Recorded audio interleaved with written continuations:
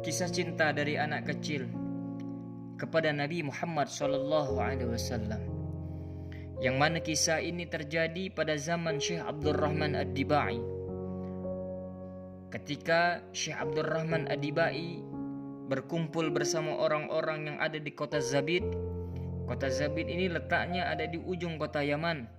Mereka berkumpul bersama-sama guna untuk melakukan perjalanan ke kota Madinah, berkunjung ke makam Nabi Muhammad SAW. Dari kota Zabid menuju kota Madinah akan memakan waktu perjalanan selama 2 minggu. Maka ketika hendak rombongan dari kota Zabid berangkat ke kota Madinah, maka ada anak kecil umurnya 8 tahun datang kepada Syekh Abdurrahman Ad-Dibai. Dan kemudian anak ini berkata kepada Syekh Abdurrahman Ad-Dibai, "Wahai Syekh, tolong izinkan aku untuk ikut ke rombongan ini agar aku dapat sampai ke kota Madinah, berkunjung ke makam Nabi Muhammad SAW."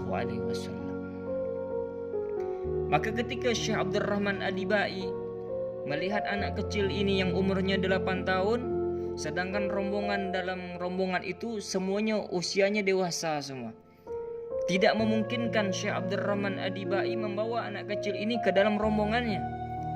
Maka dengan beberapa faktor yang tidak mendukung, maka Syekh Abdurrahman Ad-Dibai tidak mengizinkan anak kecil ini ikut kepada rombongan yang akan berangkat ke kota Madinah, berkunjung ke makam Nabi Muhammad SAW. Maka Syekh Abdurrahman Ad-Dibai berkata kepada anak kecil tadi, "Wahai anak, apa gerangan yang membuat dirimu untuk ikut kepada rombongan ini ke kota Madinah?" Maka anak kecil tadi merasa dirinya tidak diperbolehkan oleh Syekh Abdurrahman Ad-Dibai untuk ikut ke kota Madinah. Maka ia katakan kepada Syekh Abdurrahman Ad-Dibai, "Wahai Syekh, kalau memang aku tidak diperbolehkan untuk ikut ke rombongan ini, maka ya sudah." Maka ketika itu rombongan bergerak dari kota Zabid menuju kota Madinah. Tatkala Syekh Abdurrahman Ad-Dibai telah sampai di Madinah, tepatnya berada di depan makam Nabi Muhammad SAW, maka Syekh Abdurrahman Ad-Dibai terkejut ketika melihat ada seorang anak kecil, yang mana anak ini tidak asing lagi bagi Syekh Abdurrahman Ad-Dibai, yaitu anak kecil yang datang menemuinya ketika di kota Zabid, meminta izin kepada Syekh Abdurrahman Ad-Dibai agar ia dibawa kepada rombongan yang akan berangkat ke kota Madinah untuk membawa dirinya dapat berkunjung ke makam Nabi Muhammad SAW. Maka Syekh Abdurrahman Ad-Dibai terkejut, lalu bertanya kepada anak kecil tersebut, "Wahai anak, bagaimana mungkin kau bisa sampai ke kota Madinah yang jaraknya sangat jauh sedangkan kami tidak membawamu?"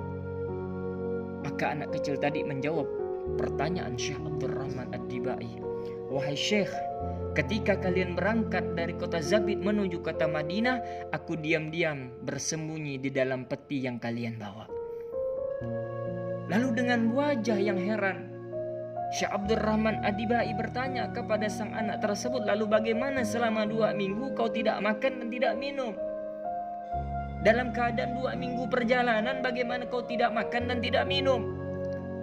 Maka anak kecil itu menjawab, "Ya Syekh Abdurrahman Ad-Dibai, sungguh kerinduanku kepada Rasulullah SAW telah membuat diriku lupa untuk makan dan minum.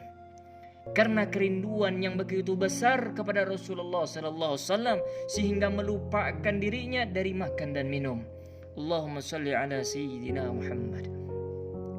Maka sang Syekh Abdurrahman Ad-Dibai terkejut, terkesima dengan kecintaan seorang anak kecil yang usianya 8 tahun, yang begitu besar kecintaannya kepada Rasulullah SAW.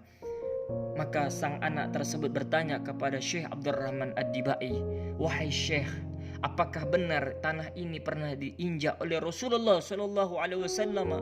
Apakah tanah ini pernah Rasulullah injak dan Rasulullah berjalan di atasnya?"